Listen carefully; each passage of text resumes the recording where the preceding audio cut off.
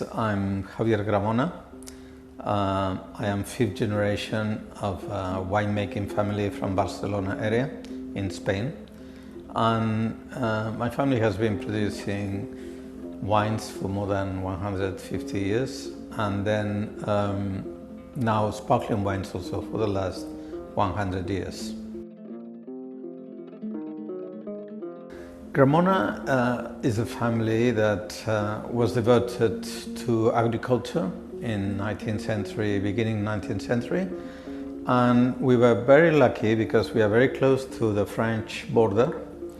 So that when the French had phylloxera was a plague who destroyed all the vineyards in Europe in 19th century, at the end of 19th century. The mountains who are in the border of between France and Spain didn't let this plague to go into Spain immediately. So it took about 30 years for the plague to cross the Pyrenees, this mountain. So at that time, people from Bordeaux went to Rioja, and they were buying the they were buying the wines in Rioja and teaching Rioja people to make finer wines. So that they could bottle those wines in Bordeaux. You have to know that the British Empire had taken the French wines basically with labels all around the world, and so they had an economy around every label. So they needed wine, and they didn't have grapes or they didn't have plants because of the plague. So from Bourgogne and Champagne area, they needed white wine. And they went to Catalonia area. They crossed the Pyrenees, and the first place they found out was Barcelona and Catalonia, which is the region. And we were white wine producers. So for many years, my great-grandfather was selling white wine to this area of France. And he learned that our wine, which was not Pinot Noir or or Chardonnay, it was Xarel·lo. It's a grape who only can be found in Barcelona area, nowhere else in the world.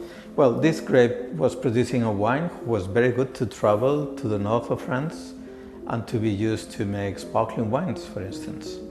So that in 1910, my family started to make sparkling wines. And so that's a part of our, main ADN. That's what we started to do at the beginning of 20th century, and who gave us some wealth. Because before that, all the wines were sold out bulk to Spanish colonies at very cheap prices. And from that moment onwards, we could have some added value to our wines, and by selling them to the French and later to producing sparkling wine. So also in the Second World War, for instance, after the war, everybody wanted to celebrate. There was no sparkling stocks in Germany, Italy or France, and everybody came to our cellar to buy our bottles. I don't know if you know that just before the Second World War, we had the Spanish War. So for a period of almost 10 years, we were producing, but we couldn't sell because the market was very depressed. So when the buyers from Europe came in 1945, we had very long-aged bottles. So in middle 20th century, we believe that most sparkling wines in the world should be easy, fresh, good price, out of Champagne. And there were more than, nowadays, 50 countries in the world producing Méthode Champenois sparkling wine, but most of them, they are cheap, they are young, they are fruity, they are for a toast, but they are not gastronomic wines, right? So my family, by accident, which I mentioned in the Second World War, we realized that all those wines we had, we couldn't sell for more than 10 years. They were preferred by the buyers from Europe. And that meant that those wines were produced by Xarel·lo, which is this unique grape from Barcelona area, were very good for long aging. And this accident provoked that my father decided to produce on constant basis a very long-aged sparkling. And that's why our philosophy, the family philosophy, is based in the idea that we should dare to go for excellence, and that we decided this, yes we can, when talking about elegance and complexity refer to sparkling wine. So we decided this in the 50s, in 20th century, 1950s. And that has been our motto for more than 70 years since then. And I would add to that the next generation, my generation, has been very worried about sustainability.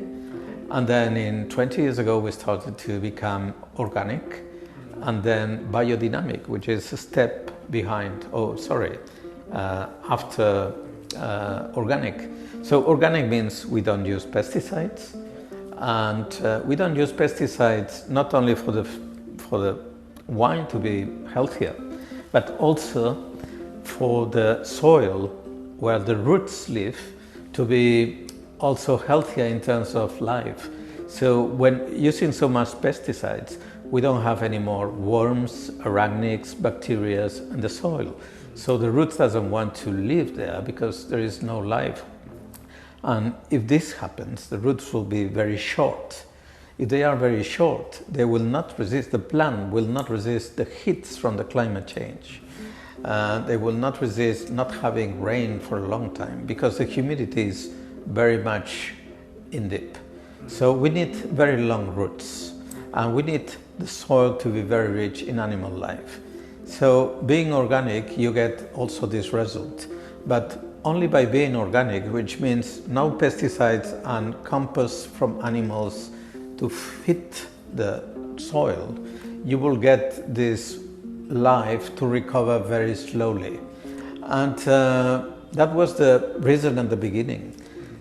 Then we realized that by recovering this animal life inside the land, we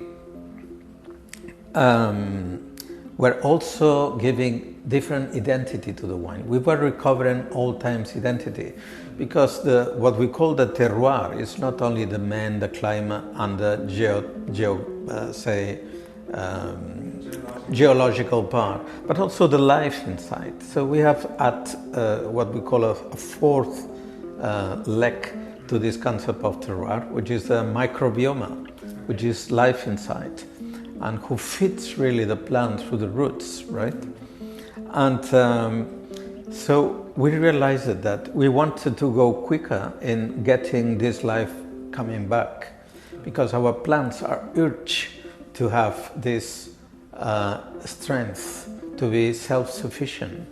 So you have to imagine some young boy, girl, he's given a lot of medicines and he's getting dependent on the medicine. So he has flus, but if he hasn't had a medicine, he comes back to the flu, and his self-defenses are not strong enough. So you take the medicines apart and you give him a good diet, and you ask him to make some exercise. That's organic, right? But then, what is biodynamic? Biodynamic is you ask this boy to go into meditation, to have the old mom's receipts for infusions when the cold comes, or when too heat comes, or when he has some virus around. And that's what we do with the plants. We have our medicinal plants. We use them to help our plants, like in a homeopathy, and also like in a phytotherapy, say, so that our plants are stronger and stronger. And we also make richer compost. We try to do what we call bacteriological bombs, so that our compost is rich by those medicinal plants also. And we put it into the soil so that the bacteriological wall develops much quicker. So biodynamic is, in a way, apart from taking care of what the moon is related to the earth. For instance, the attraction of the moon to the waters and liquids. So we prune or we harvest depending on the moon position and so that's biodynamic. So I would summarize that Gramona's say mottos would be: we can do it with long aging, that means top quality in sparkling wines with our own grapes. Obviously different identity, that's a Mediterranean identity, and being sustainable and organic. It's like comparing a European with a Chinese. So it's not need to say, so there is really a difference. So if both imagine a European and Chinese boys, they are adopted in the same family. They will always be different by the genetics, but they are adopted when they are very young. They go to same school, same university, same girlfriends or boyfriends, whatever, and they get 60-year-old, right? This is like those two bottles. This bottle is 8-year-old aging, and this bottle is 16-year aged. Imagine we go for the 16 years old. This is like a 70-year-old person. So those two boys, they will be always different, but they will be very similar in many things. So they will even have more similarities than differences. Yes, well, when I say they are educated in the same way, I mean the méthode champenoise means that you are going to age the bottle with yeast. This is different than any other still wine. So when a winemaker makes a still wine, he puts the wine into the bottle, he closes the bottle, and he might keep it for some years to be Grand Reserva or Millésime or whatever. But when you have a sparkling wine, méthode champenoise, you're making it in a bottle together with yeast. And this yeast has a biological development with the wine. And that will make the wine more complex and more elegant and more balanced and more interesting. So that, say, at the end of this life of those two boys or bottles, independently from being Chardonnay or Xarel·lo, I would tell you, even some sommeliers wouldn't distinguish one from another. Because the important thing is that the wine is giving you this complexity and elegance and that creaminess. And all this comes rather from the yeast biological work than from the grape itself. So when you have a very young sparkling wine from France or Italy or Spain, you have the same situation than in those two boys, which are very young from different countries. You would say immediately, this is the Chinese, this is the Spanish. But then if you educated them so well and so equally, which is méthode champenoise, which is exactly the same in New Zealand, in France, or in Italy, then those two boys will have those similarities I was mentioning, right? They may dress the same way, so they may drive the same way, they may relate with people the same way, right? So that's exactly the same with the wine. So Xarel·lo is a grape when it is young, it's very shy boy. So it's very sober. It's not good for very young wines. Instead of that, Chardonnay it is, because it's very expressive. So let me say, if I may be a bit European at this answer, but Chardonnay would be like a young French lady, right? Very attractive when she's young, maybe. And Xarel·lo might be this shy Spanish boy with glasses who's looking down.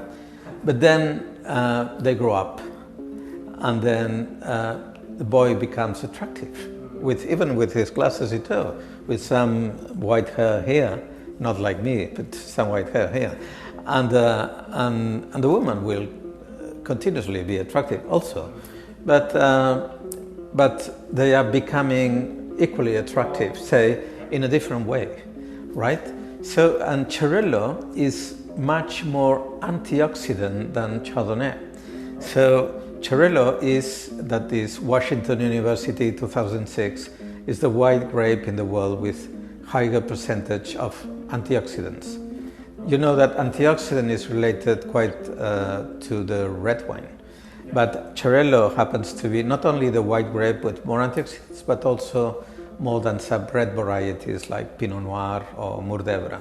So that means that Xarel·lo, that's why will have a very long life and will allow my wines to go for this excellence. Because I remember you, excellence is time with the yeast.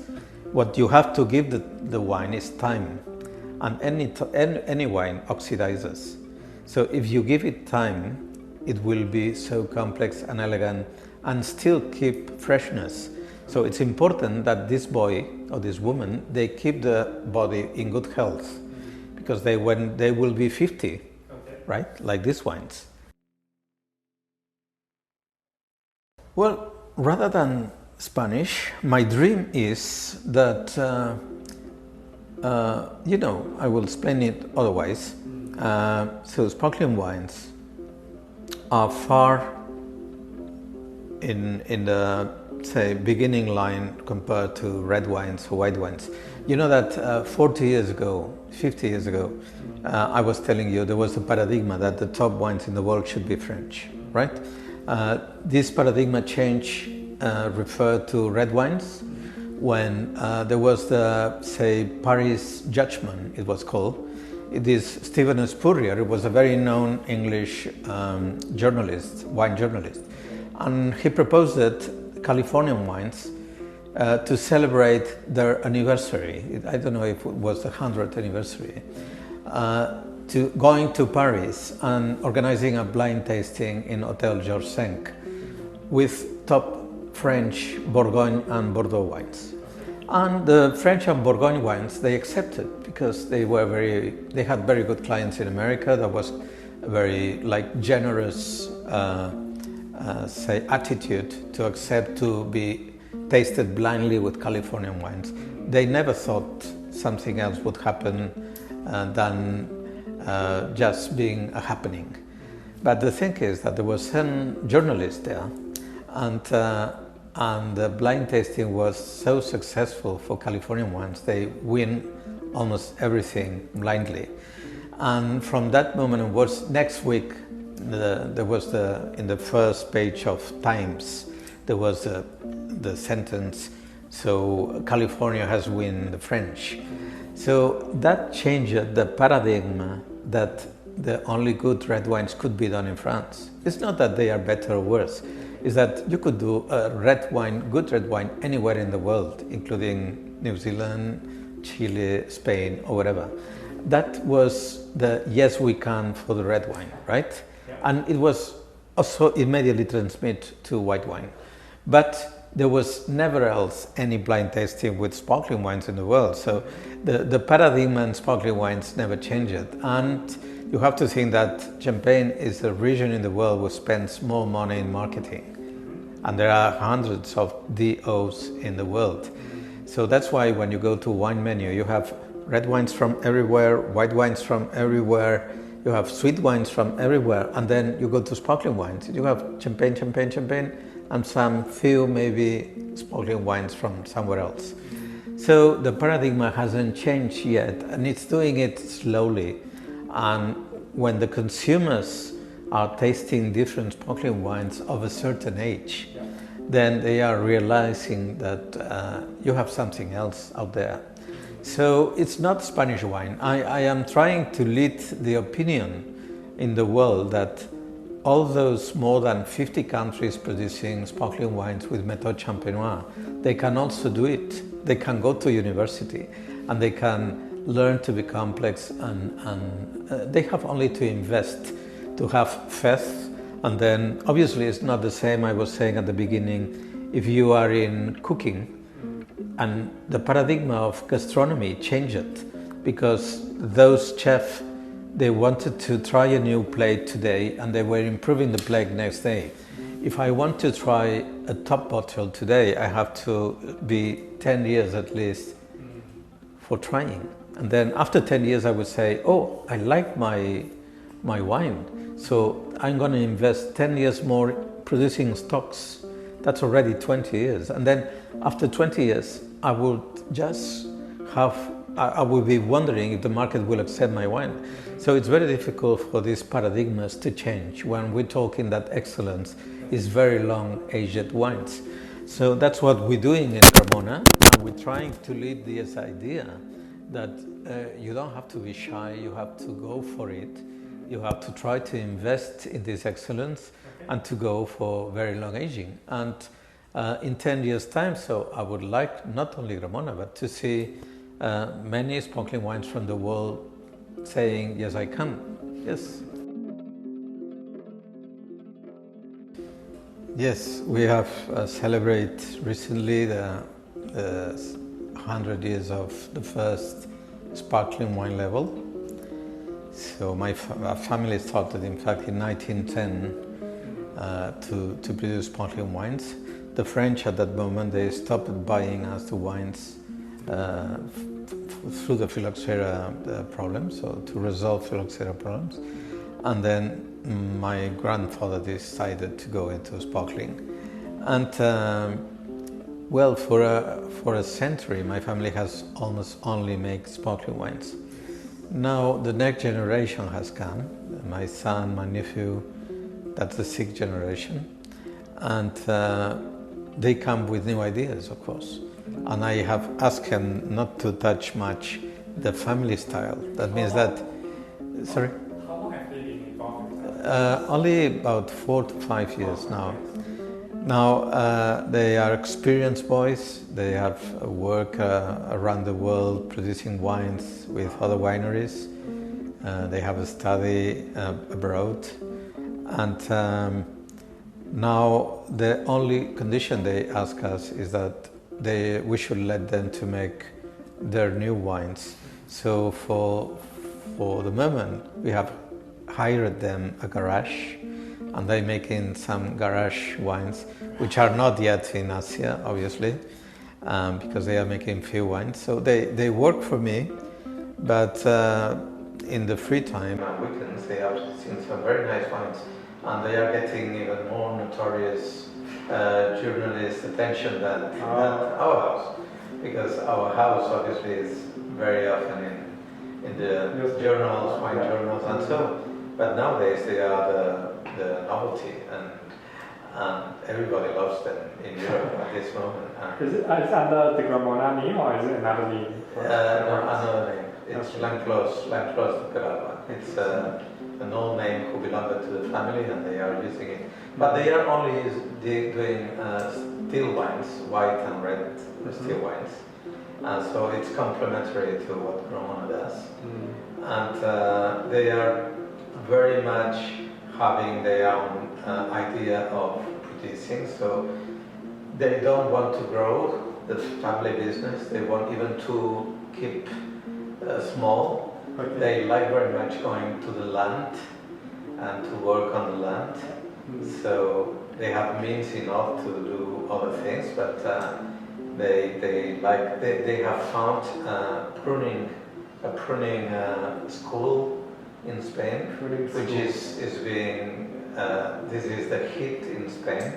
Every top winery in Spain was to learn from their way of pruning, which is treating the plant in the old way, and it's conducting the plant in a way that it will live more and be more resistant according to sustainability we have. So, and they are very respectful for our tradition, and to me and to my cousin, which is my associate. Yes. But they are trying to change things as quick as possible. Interesting. So it's a challenge for the family. So the transition is a challenge. You have to imagine that it's not that we believe we are an artist, but I think good wine is like art. Or say it's like good gastronomy. It's like, imagine you have a good restaurant, 3 stars Michelin, and then you have sun. The critics or the journalists will not accept that your son is as good cooker as you are. So he will have to demonstrate. So that's what they are doing with their own brand. That's right. And then the moment they will be prepared and not perceived as the son of Xavier or Jaume, my cousin, then they will be prepared to go and take over the management of our operation. Okay, what are the names? Yes, Rock and Leonard. Rock and Leonard. Leonard, yes. Gramona. Leonard Gramona is my son, and Rock Gramona is my nephew.